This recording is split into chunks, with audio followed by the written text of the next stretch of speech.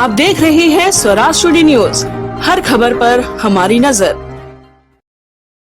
नजूल की जमीन पर निर्मित दैनिक अखबार के कार्यालय व परिसर पर गुरुवार को प्रशासन ने बुलडोजर चलवाकर उसे नेस्तनाबूद कर दिया। इस कार्रवाई को प्रदेश के पूर्व उप मुख्यमंत्री टी.एस. सिंहदेव ने अनुचित बताते हुए बदले की भावना से प्रेरित बताया। उन्होंने कहा कि किसी के पिता की मृत्यु उपरांत कम से कम उसके विरुद्ध किसी कार्रवाई के लिए 13 दिवस का समय दिया जाना चाहिए था, लेकिन प्रशासन ने उस वक्त बुलडोजर कार्रवाई की जब पूरा परिवार 13वीं की तैयारी में जुटा हुआ था। विपक्ष के बड़े नेताओं ने शासन प्रशासन की इस कार्रवाई को द्वेषपूर्ण बताते हुए लोकतंत्र के चौथे स्तंभ को कुचलने की कार्रवाई बताया है।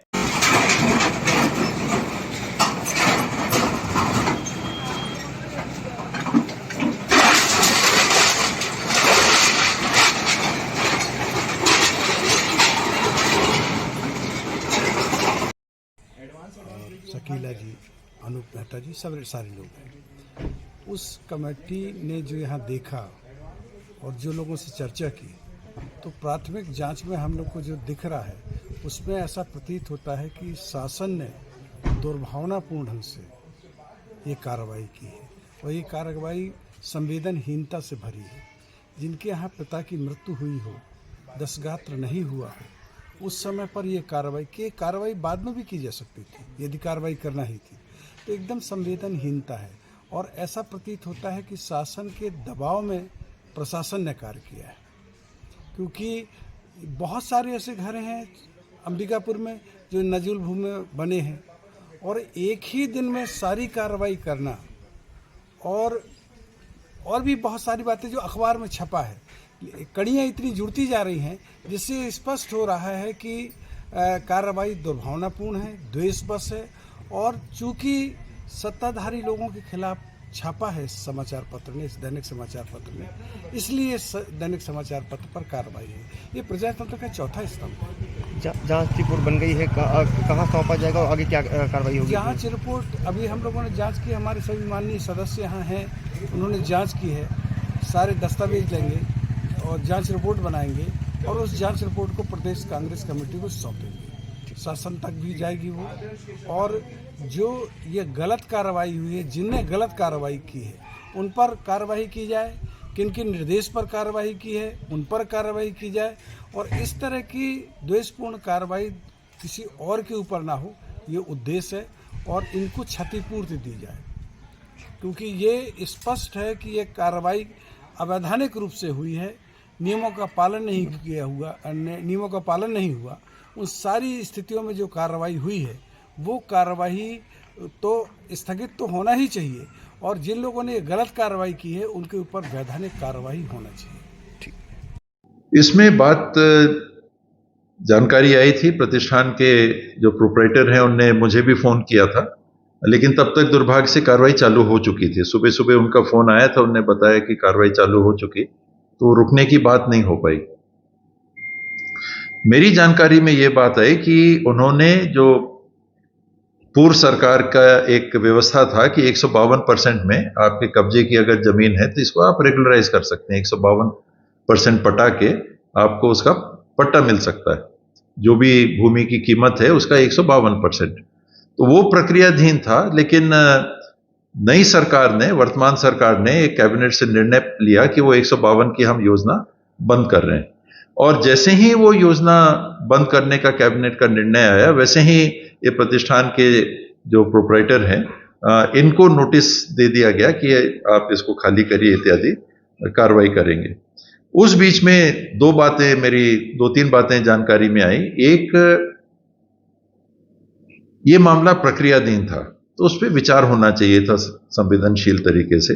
दूसरा, प्रोप्राइटर के पिता का देहांत हो रखा था और वो पिता के देहांत के क्रियाकर्म में लगे हुए थे। इस दरमियान शासन की तरफ से उतनी संवेदनशीलता तो बरती ही जानी चाहिए थी कि कम से कम 13 दिन की जो कार्रवाई होती है, 13 इत्यादि हो जाए, उसके बाद आप करो। वो घर तो कहीं जा नहीं रहा था। अगर आप 26 तारीख को तोड़ रहे हैं तो आप 2 तारीख को भी तोड़ सकते थे, अगर तोड़ने की ही बात।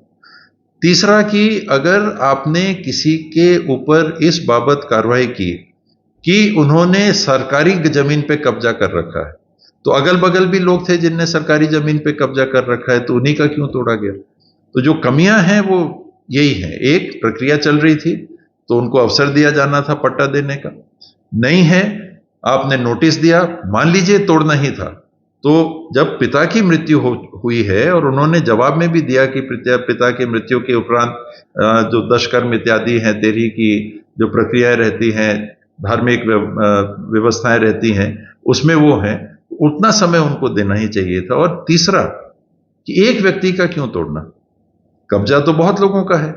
तो अगर आपको लगता है, इस सरकार को लगता है, शासन को और प्रशासन को लगता है, सरकारी कब्जे की जितनी जमीन है, अब तो 152% का चला गया, नियम हटा दिया, कैबिनेट ने निर्णय ले लिया, तो पूरे शहर में सबका तोड़िए, वरना फिर ऐसा रास्ता निकालिए कि व्यवस्था बनी रहे। एक आदमी पे क्यों? तो उससे ये बात स्पष्ट होती है कि बात और कुछ है। ये नहीं है कि किसी का कब्जा है और आपने कब्जा हटा दिया। देशपूर्ण लगती है कार्रवाई। आप देख लें कि जैसे ही कैबिनेट का निर्णय आता है, 3 दिन बाद तोड़ दिया जाता है या 5 दिन बाद तोड़ दिया जाता है नोटिस। नहीं, ऐसा तो नहीं हो सकता। जो 152 हटाया गया वो तो पूरे प्रदेश के लिए हटा दिया। उसमें उनको लग रहा होगा कि ये व्यवहारिक नहीं है। हो सकता है उस योजना की कुछ कमियां भी हों कि बहुत लोग बड़े बड़े जमीन के टुकड़े 152% में अपने नाम पे करा रहे थे। जांच रिपोर्ट में ये बात आई है सामने, जो पार्टी की तरफ से प्रदेश अध्यक्ष जी ने, पीसीसी ने जांच कमेटी भेजी थी। परसों ही मेरे को रायपुर में जांच कमेटी के जो अध्यक्ष थे, उन्होंने मेरे को भी एक कॉपी उपलब्ध कराई। उसमें पेपर के कटिंग थे, काफी मोटी कार्रवाई के अंश उन्होंने मुझे दिए।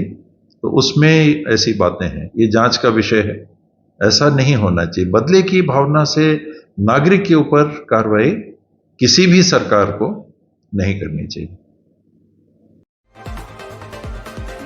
स्वराज टुडे न्यूज, लोकल और नेशनल न्यूज चैनल, क्राइम, खेलकूद, राजनीति, अवार्ड फंक्शन, सोशल एक्टिविटी, मनोरंजन, धार्मिक व सामाजिक खबरों के लिए देखते रहें स्वराज टुडे न्यूज।